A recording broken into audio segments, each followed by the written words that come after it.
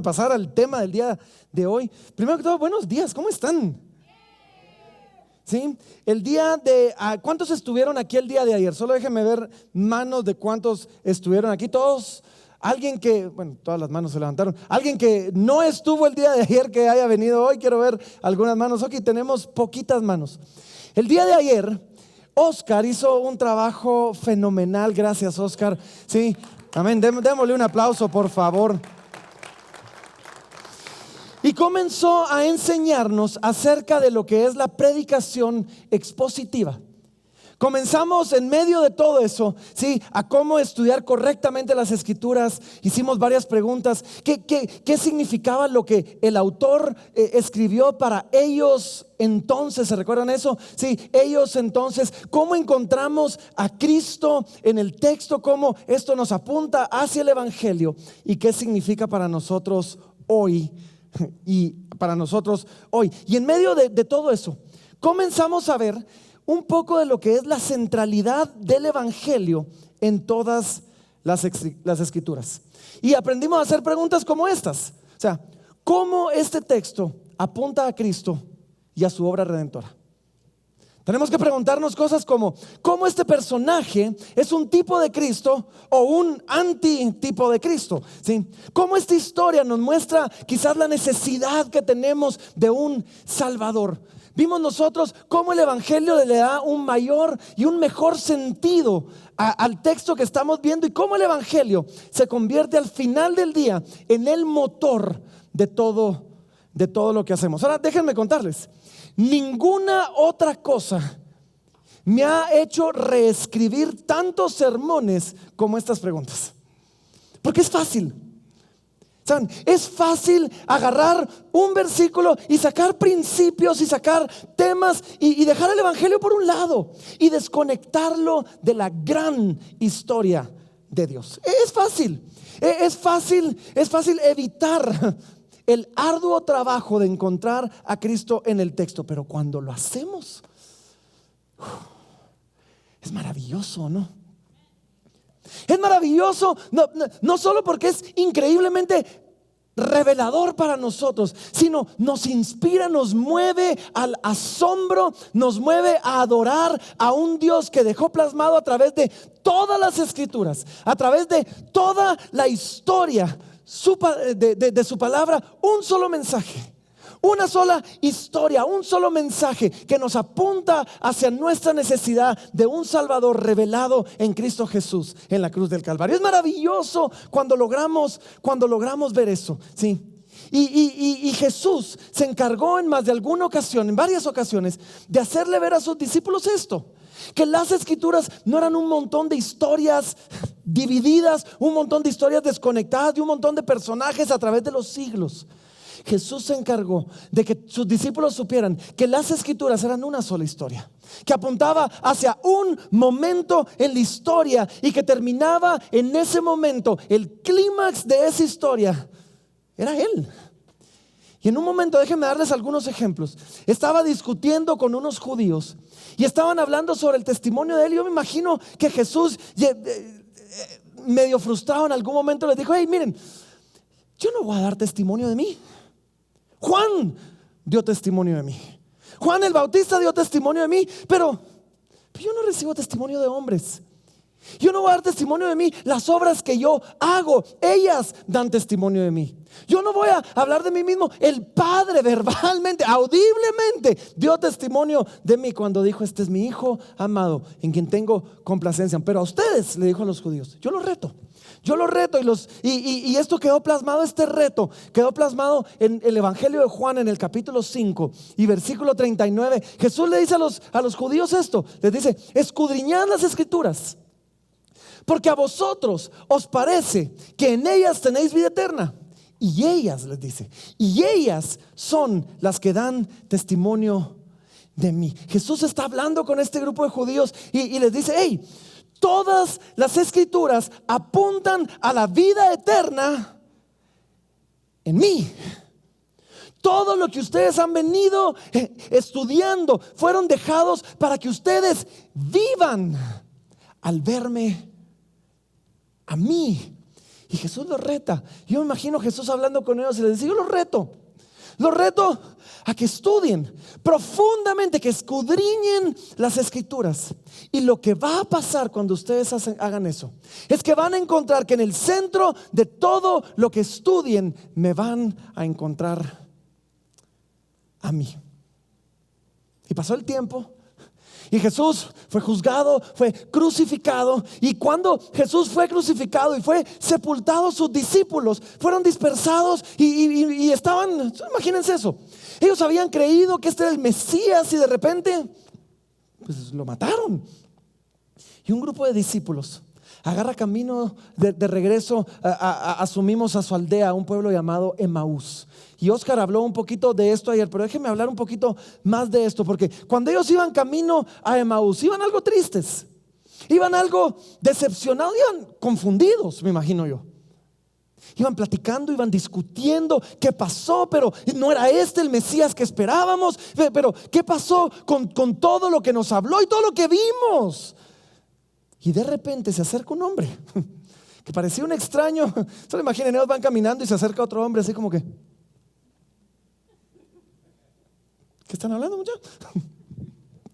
Y la palabra nos dice, en Lucas 24 dice: sucedió, versículo 15, que mientras hablaban y discutían entre sí, Jesús mismo se acercó y caminaba con ellos, mas los ojos de ellos estaban velados para que no le conociesen. Jesús se acerca, los escucha hablar y me imagino que tal vez escuchó conversaciones como: ¿y no era este el Mesías, pues?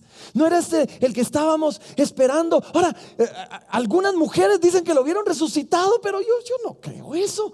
Sí, al final de cuentas los muertos no resucitan, o sí. Y de repente Jesús comienza a interactuar con ellos. Versículo 25 dice: y entonces, después de que Jesús los escucha y comienza a hacerles algunas preguntas, dice: entonces Él les dijo: oh insensatos y tardos de corazón para creer todo lo que los profetas han dicho. ¿No era necesario que el Cristo padeciera estas cosas y que entrara en su gloria?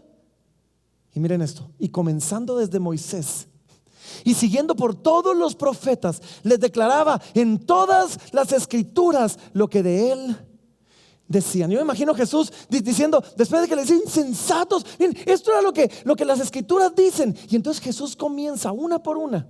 Ya se lo dije a los judíos, pero se los repito a ustedes: las escrituras tratan de mí, apuntan hacia mí, apuntan hacia este momento que estamos viendo, mi muerte y mi resurrección. Y entonces Jesús los lleva por un ejercicio. Yo me imagino esto, imaginen esa conversación. Jesús comienza a decirles: ¿se recuerdan de Abraham? Por supuesto, padre Abraham. ¿Se recuerdan de Abraham? Él creyó a Dios y le fue contado por justicia. Sí, bueno, todo aquel que cree en mí será justificado delante del Padre. ¿Se recuerdan de este hombre cuando el Padre le pidió que ofreciera a su hijo, su único hijo, como un sacrificio? ¿Qué creen que estaba pasando ahí? Es Dios enseñándonos cómo Él mismo iba a sacrificar a su hijo, a su único hijo. ¿Se recuerdan de cómo Dios le detuvo la mano cuando ya lo iba a sacrificar y proveyó un cordero para el sacrificio? Bueno, ese cordero soy yo. Dios me proveyó a mí como un cordero en su lugar, para tomar su lugar y ser sacrificado para que ustedes no tuvieran que morir. Imaginen, los discípulos comienzan a entender. Y Jesús quizás les dice: ¿se recuerdan de Moisés? Moisés, por supuesto, la ley, Moisés. Su vida apuntaba a mí. ¿Se recuerdan cómo Moisés pasó su niñez en Egipto? Yo pasé mi niñez en Egipto. ¿Se recuerdan cómo Moisés huyó del rey que lo quería matar? Bueno, cuando era bebé, mis padres tuvieron que huir del rey que me quería matar a mí. Moisés fue adoptado, yo fui adoptado. Moisés dejó la realeza para ayudar a su pueblo. Yo dejé mi trono en el cielo para venir aquí con ustedes. ¿Se recuerdan de Moisés? Y quizás Jesús los lleva un poquito más lejos y les dice: ¿se recuerdan de Job? Ese inocente que sufrió injustamente. Bueno, yo soy el único verdaderamente inocente que fue acusado y crucificado injustamente. ¿Se recuerdan de Noé? Noé, a quien Dios llamó para hacer un barcote en medio de la nada, había una sola puerta de entrada en el arca. Yo soy esa puerta, yo soy el camino, yo soy la verdad, yo soy la vida, y nadie viene al Padre si no es por mí. Y Jesús comienza a pasar por todas las escrituras. Imagino que el camino era largo y haber pasado una por una enseñándoles: aquí me encuentran a mí y aquí me pueden ver. Y les dijo en el versículo 44, dice: estas son las palabras que os hablé, estando aún con vosotros, que era necesario que se cumpliese todo lo que está escrito de mí en la ley de Moisés, en los profetas y en los salmos. Entonces les abrió el entendimiento para que comprendiesen las escrituras. Y les dijo: así está escrito, y así fue necesario que el Cristo padeciese y resucitase de los muertos al tercer día, y que se predicase en su nombre el arrepentimiento y el perdón de pecados en todas las naciones, comenzando desde Jerusalén. ¿Saben? Esa es mi oración para nosotros. Que el Señor abra nuestro entendimiento para que podamos realmente ver a Jesús y su obra por nosotros en la ley, en los profetas, en los salmos, en todo lo que hacemos. Porque otra vez verán, la Biblia no es una recopilación de historias sobre un montón de personas a través de los siglos. La Biblia es una sola historia. Una sola historia, escrita a través de los siglos, sí, pero una sola historia, usando la vida de un montón de personajes para apuntar a ella, pero una sola historia. Y esa es la historia de Dios, redimiendo al mundo de su pecado, reconciliándose con Él. Es la historia de amor más maravillosa que puede existir, donde Dios nos amó de tal manera que dio a su Hijo unigénito para que todo aquel que en Él crea no se pierda, mas tenga vida eterna. Y todo en la Biblia, todo en la historia apunta al momento donde el Hijo de Dios dio su vida en rescate por muchos. ¿Están conmigo ahí o no? Y los discípulos se dan cuenta de esto.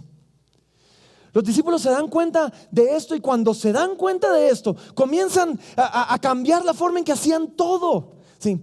Se dan cuenta de esto y dejan que el evangelio empape todo en sus vidas. Todo lo que hacen, todo es el centro de su historia ahora. El centro de todo lo que se hacía, el motor de la misión, el motor y el centro de la iglesia. Y los discípulos comienzan a vivir esto. Y un día hay un altercado, no sé si se conocen bien la historia, pero hay un altercado entre el apóstol Pedro y el apóstol Pablo. Está narrado en el libro de Gálatas. Y el apóstol Pedro está en Galacia. Ojo, no Galicia, es la carta a los Gálatas, no a los gallegos, ¿sí? Está en Galacia cuando llega el apóstol Pablo y dice, váyanse conmigo, Efesios capítulo 2, versículo número 11. Dice que el apóstol Pablo llega a Galacia y dice: pero cuando Pedro, bueno, ahora se mudaron a Antioquía en este momento, pero es en la carta de los Gálatas. Pero cuando Pedro vino a Antioquía, le resistí cara a cara, porque era de condenar. Ahora, ¿qué pasó en Antioquía? Que llegó a este choque de titanes, Pedro y Pablo, cara a cara, uno resistiendo al otro. Lo único que sabemos hasta este momento es que era algo digno de condenar. Pero ¿qué fue lo que pasó? Miren esto, dice: pues antes que viniesen algunos de parte de Jacobo, comía con los gentiles, pero después que vinieron, se retraía y se apartaba, porque tenía miedo de los de la circuncisión. Y en su simulación participaban también los otros judíos, de tal manera que aún Bernabé fue también arrastrado por la hipocresía de ellos. Pedro había sido liberado por el evangelio. Había reconocido que Cristo había muerto por todos, había perdonado a todos. Y Pedro se sentía en la libertad de no solo compartir con los judíos, de comer con los gentiles, de comer con los gentiles. Compartir la mesa con alguien era sinónimo de aprobación de ese alguien. Y los judíos y los gentiles no se juntaban, ¿sí? Y Pedro había recibido la libertad a través del evangelio de decir: hey, Cristo murió por todos, judío, gentil. Sí, Cristo murió por... No hay ya diferencia entre nosotros. Y Pedro tenía esa libertad. Y de repente llega la gente de Jacob. Viene gente desde Jerusalén a ver lo que estaba pasando ahí. Y entonces Pedro se retrae. Pedro se echa para atrás y deja de comer con ellos. Pedro se echa para atrás, deja de compartir con ellos. Y Pedro comienza a poner una distancia, gracias, entre él y los gentiles. Ahora otra vez, para el judío del primer siglo, no era una sorpresa que Pedro se echara para atrás. Era una sorpresa que Pedro se hubiera echado para adelante. No era una sorpresa que Pedro pusiera distancia. Lo que lo sorprendía era que Pedro hubiera comenzado a compartir con ellos. Los judíos y gentiles no compartían. Es más, los judíos consideraban a los gentiles inmundos. Y Dios se había encargado de enviar una visión a Pedro. ¿Se recuerdan de esa visión o no? Dios se había abierto el cielo, había bajado un lienzo, todo tipo de animales inmundos. Y Pedro escucha una voz que le dice: Pedro, mata y come. Y Pedro se resiste todavía, tratando de darle clases a Dios, como a veces tratamos de hacer. Le dice: Señor, ¿cómo va a ser eso? Si ninguna cosa inmunda nunca ha entrado en mi boca. Y otra vez la voz le contesta y le dice: Pedro, lo que Dios limpió, no llames tú inmundo. Y luego de esto, unas personas llegan a traer a Pedro. ¿Te recuerdan la historia? Unas personas llegan a traer a Pedro y le dicen: hey, recibimos una visión y nos dijo que viniéramos a este lugar porque aquí había alguien que nos iba a compartir las buenas nuevas. Y en ese momento Pedro entiende que esto no tenía nada que ver con comida, que simplemente Pedro, Dios está diciéndole a Pedro: hey, no hay diferencia entre judío y gentil. Mi sacrificio abarca a todos. Y cuando Pedro entiende eso, es liberado y va a la casa de Cornelio, el gentil, a predicar el evangelio. Y luego de eso lo llaman a Jerusalén para preguntarle qué había pasado. ¿Cómo es eso que los gentiles habían recibido el evangelio, habían recibido el Espíritu Santo? Y Pedro se para ante el concilio a defender lo que había pasado, diciendo: hey, no, ahora podemos compartir judío y gentil. Y sin embargo, en Antioquía, Pedro se echa para atrás y comienza a poner distancia. Y cuando Pablo ve eso, Pablo le resiste cara a cara y le dice: hey, eso que estás haciendo se llama hipocresía. Eso que estás haciendo se llama hipocresía. Por un momentito, a Pedro se le había olvidado el evangelio. Se le había olvidado que en el evangelio no había judío ni gentil. Y se le había olvidado que en el evangelio somos perfectamente aceptados delante del Padre. Ya no tenemos que pretender, ya no tenemos que poner una bonita cara, ya no tenemos que dar apariencias. Ya lo que pienses de mí, aunque pues quiero caer bien, ya no es esencial. Y puedo vivir tranquilamente con tu rechazo porque tengo el del Padre. Y a Pedro se le olvida eso y eleva la aceptación de la gente que venía de Jerusalén por encima del amor que tenía para sus hermanos. Ahora, antes de que juzguemos tan rápido a Pedro, a todos nos pasa eso, ¿no? A veces se nos olvida eso.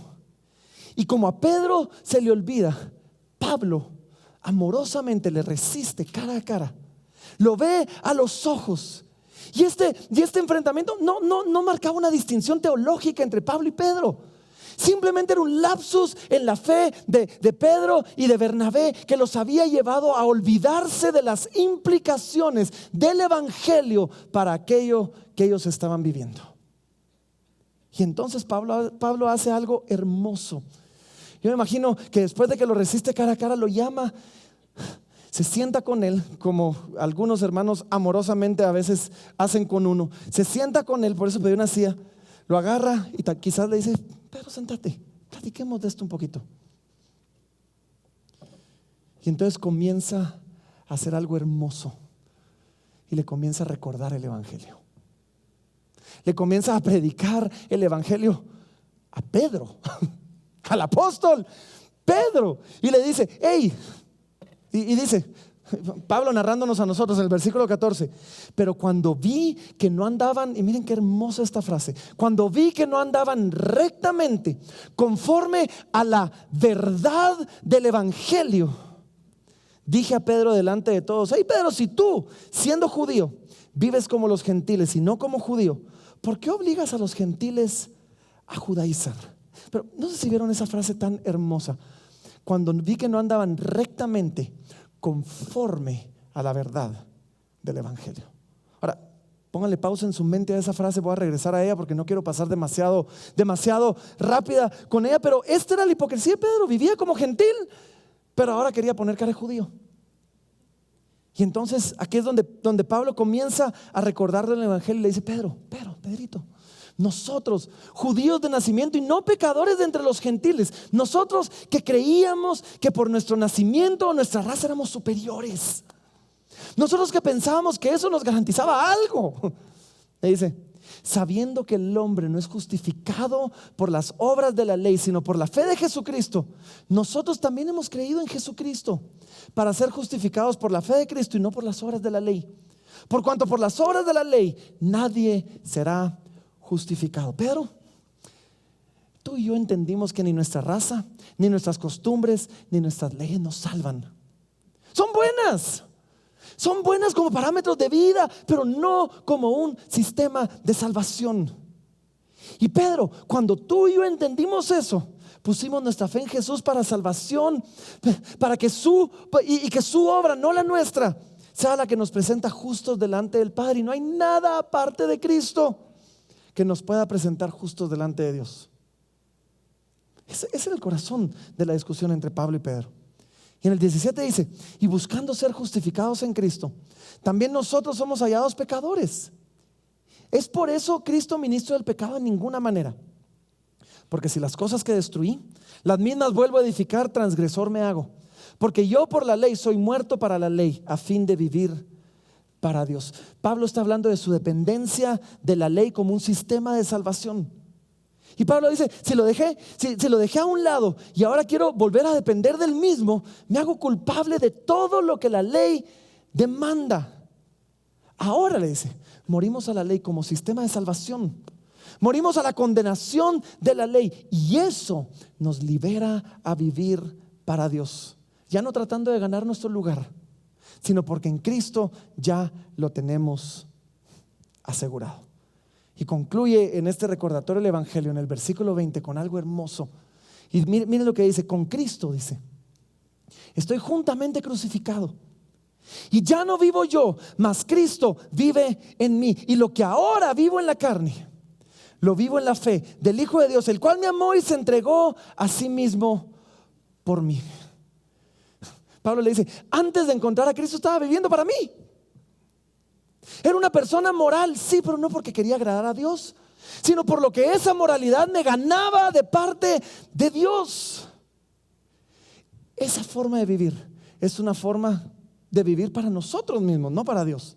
Y dice, ahora ya no vivo para mí, vivo para Dios. Y mi forma de vivir, lo que ahora vivo en la carne, todo lo que hago ahora, mi forma de vivir es un resultado de la fe que tengo en Cristo. Mi obediencia, dice, ahora nace de la fe y es respuesta a su obra por mí. Mi moralidad ahora es un resultado del lugar que se me fue otorgado, no una condición para alcanzarlo.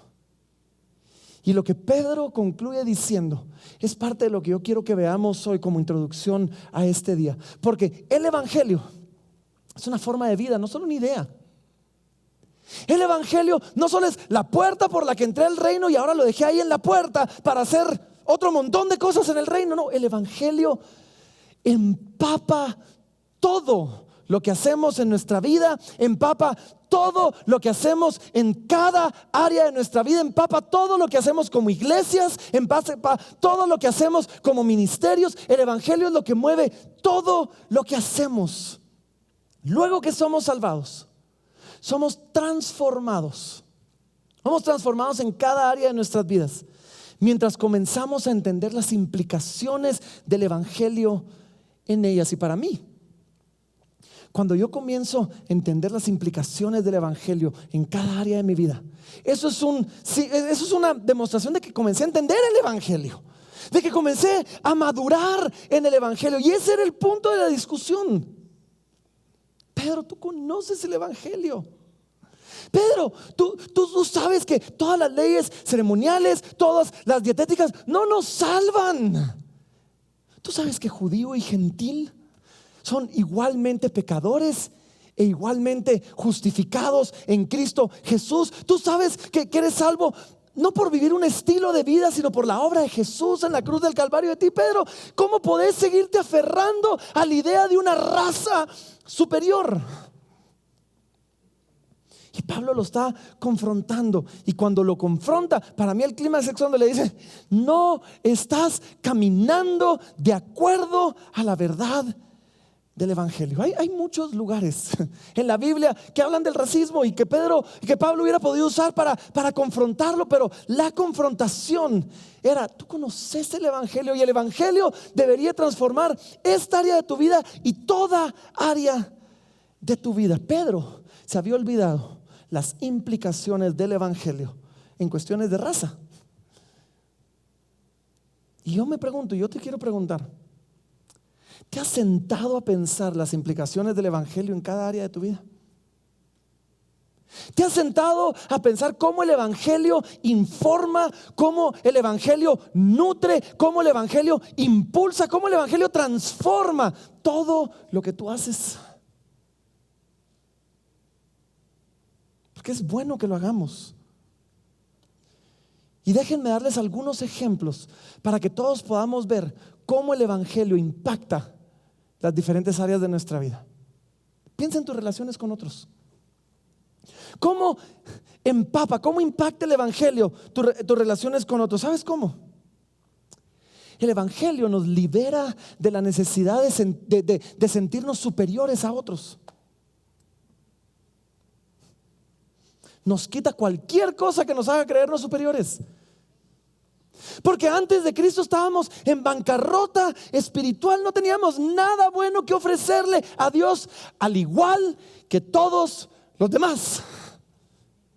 Cristo nos rescató al igual que todos los demás. Ni mi raza ni mi conducta me hacen superior a alguien más, ni mi posición económica, ni la cantidad de dinero que tengo me hacen superior a nadie más. Ninguno de nosotros podía rescatarse a sí mismo solo. Todos necesitábamos a Cristo. Todos éramos igualmente pecadores, y todos fuimos igualmente limpios. Y ahora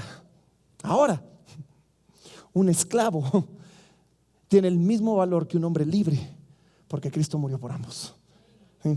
Un hombre rico ya no está definido por lo que tiene, y un hombre pobre ya no está definido por lo que no tiene. Ambos estaban en bancarrota espiritual. Ya no me puedo, ya no necesito verme superior, ya no puedo sentirme superior a otros cuando mi vida es informada por el evangelio. Solo piensen en las relaciones, en el perdón. Hey, vivimos entre pecadores, vamos a pecar los unos contra los otros. Sí, ahora, gracias al evangelio, yo puedo ofrecer libremente perdón a aquellos que me han fallado. ¿Saben por qué? Porque yo mismo fui libremente perdonado por Cristo. Aun cuando no hay arrepentimiento de parte del que me ofendió, puedo dejar ir la ofensa, sabiendo que Cristo garantizó justicia y juicio sobre todo pecado. El que no se arrepiente va a ser juzgado justamente de parte de Dios, y aquel que sí se arrepiente, la paga de su pecado cayó sobre Cristo en la cruz, igual que la paga del mío. Hay una historia que siempre cuento. Pues un pastor amigo mío la contaba, y es genial. Dice que él estaba ministrando a un hombre, su esposa le había sido infiel. Y cuando llega este hombre a su oficina, dice que él hablaba del perdón y hablaba de la restauración y hablaba de la reconciliación. Y este hombre no quería. su orgullo estaba herido, su masculinidad había sido machucada, o sea, no quería. Y de repente este pastor, ya un poco frustrado, le dice: ¿y qué querés? Y dice que el hombre, aprovechando la oportunidad, se levanta, mata la mesa y le dice: es que quiero sangre. Y le dice: hecho. Si ella no se arrepiente, su sangre va a caer sobre su propia cabeza. Pero si ella se arrepiente, la sangre de Cristo fue derramada por su pecado. ¿Se dan cuenta?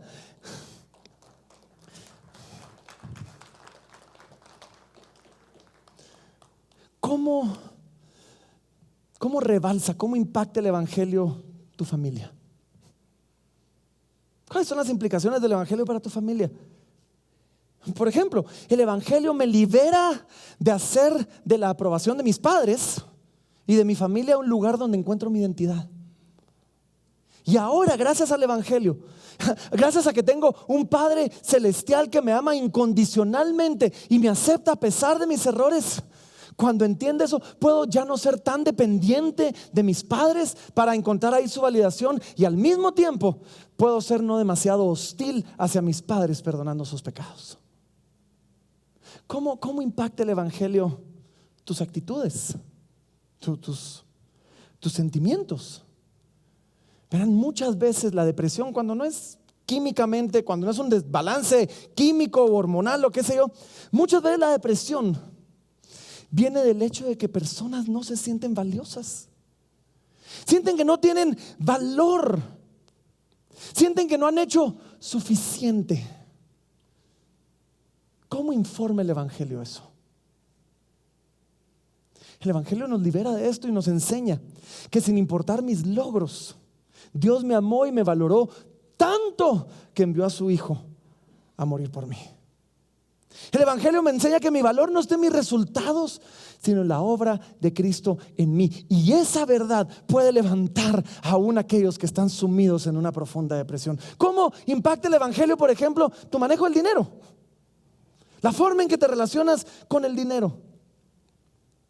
Porque mi naturaleza pecaminosa va a permitir que el dinero nos defina. Si yo tengo mucho, valgo más. Si yo tengo poco, valgo menos. Pero el evangelio nos recuerda que nuestro valor no está en lo que tenemos, no está en nuestros logros.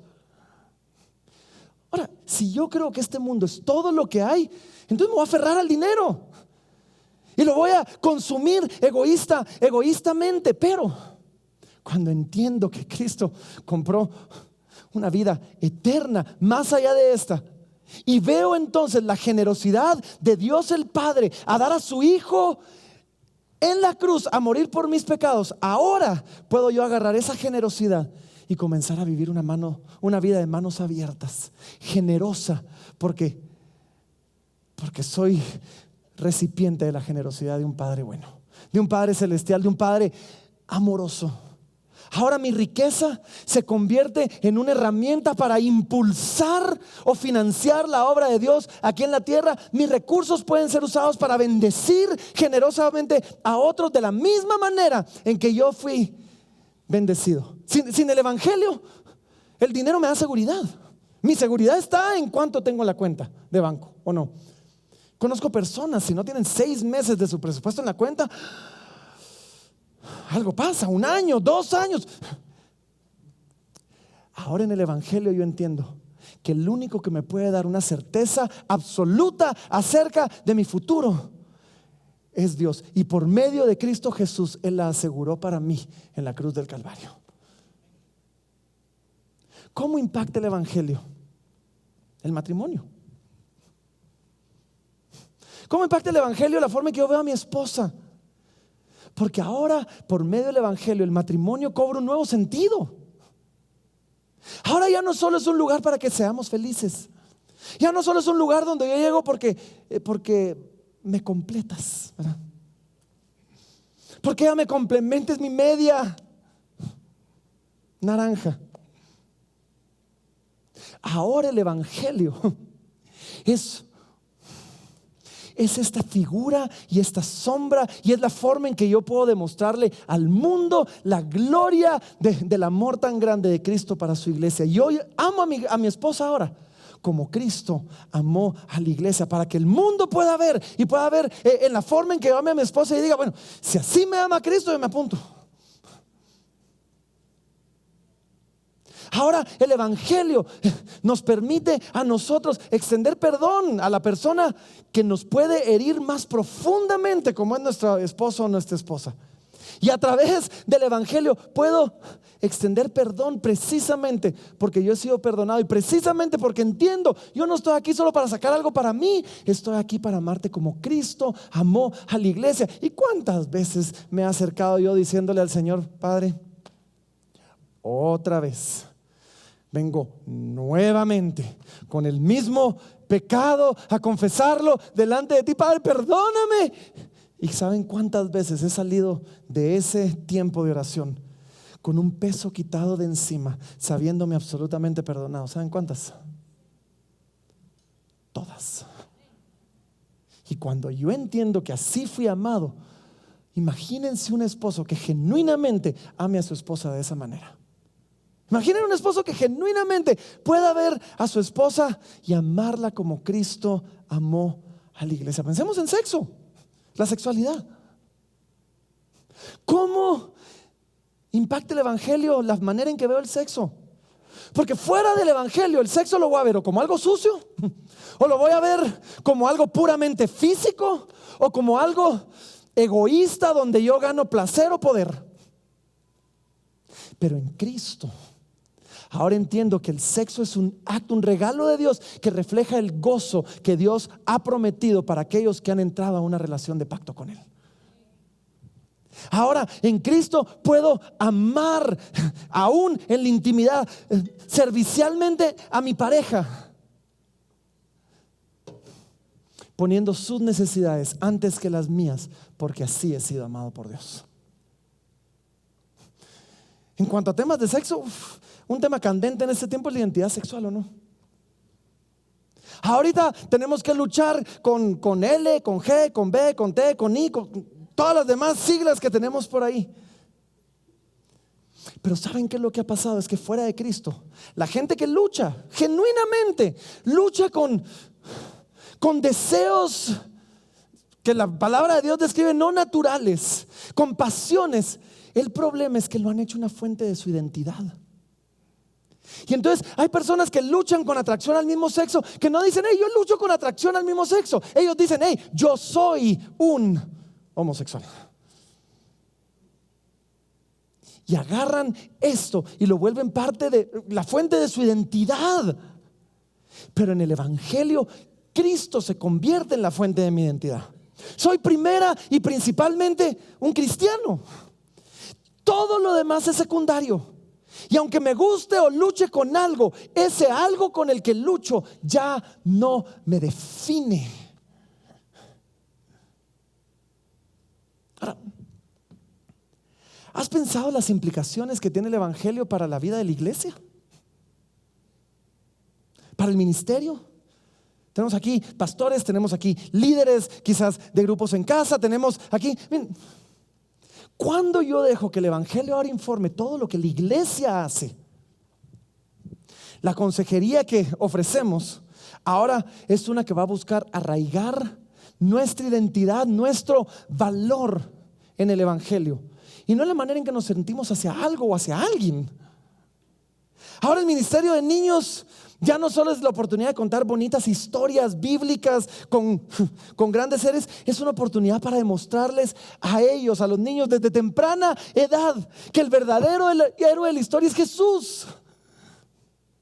Ahora la disciplina que ofrecemos es precisamente cuando alguien no se está comportando de acuerdo a la verdad del evangelio. Nuestra estrategia gira alrededor de vivir en la misión de compartir el evangelio y de discipular a otros para que sean misioneros en su contexto y su cultura. Nuestro liderazgo no es uno que busca exaltar a hombres o los dones o los talentos de una persona, sino modelar la vida de Cristo mientras invitamos a otros a hacer lo mismo. Nuestros grupos en casa Se convierte en ambientes seguros donde podemos ser vulnerables, donde puedo abrir mi corazón precisamente porque mi valor ya no está arraigado en que alguien diga: no puedo creer que este hermano nos haya contado eso. Sino ahora mi valor está profundamente arraigado en quien Cristo es. Y cuando me rodeo de hermanos que entienden lo mismo, pueden ayudar a restaurarme a una salud espiritual sin juzgarme, pero con amor. Verán, ya termino. Todo en la historia de Dios, narrada en las Escrituras, apunta al Evangelio o es movida por el Evangelio. Y de la misma manera, todo en nuestras vidas y ministerios debe apuntar al Evangelio y debe ser movido por el Evangelio. Por eso es importante predicar el Evangelio, pero no solo predicar el Evangelio, hacer lo que Pablo hizo, predicarlos en el Evangelio a nosotros mismos todo el tiempo. Y cuando entendemos eso, el enfoque, el propósito de todo lo que hacemos cambia. Entendemos que nuestra vida ahora está en una misión maravillosa, una misión de la cual Justin nos va a hablar en un momentito. Así que vamos a orar. Qué bueno que están acá, porque espero que a través de este tiempo y espero que a través de este evento podamos comenzar o continuar viendo las implicaciones del Evangelio en todo lo que pasa en este evento en particular, en la vida de la iglesia y del ministerio. Así que permítanme orar y después vamos a darle la palabra a Justin. Padre, gracias Señor. Gracias porque tú eres bueno, Señor. Gracias porque mostraste tu bondad, no negando a tu Hijo, sino enviándolo a morir por nosotros a la cruz del Calvario. Gracias, Padre, porque has dejado en cada página de las Escrituras tu historia plasmada. Algo que apuntaba hasta este lugar tan glorioso de ver a tu Hijo ofrecido como un sacrificio por el pecado, pero resucitado por tu poder para tu gloria. Y hoy yo oro, Señor, que así como lo hiciste con esos discípulos en el camino a Emaús, lo puedas hacer con nosotros. Y puedas abrir nuestros ojos y puedas abrir nuestro entendimiento para que podamos verte a ti y ver cómo tú informas, cómo tú transformas cada área de nuestra vida, cada área de nuestros ministerios, cada área de nuestras iglesias. Te lo pedimos, Padre, y lo hacemos en el nombre poderoso de Cristo Jesús. Y todos los que están acá dicen amén.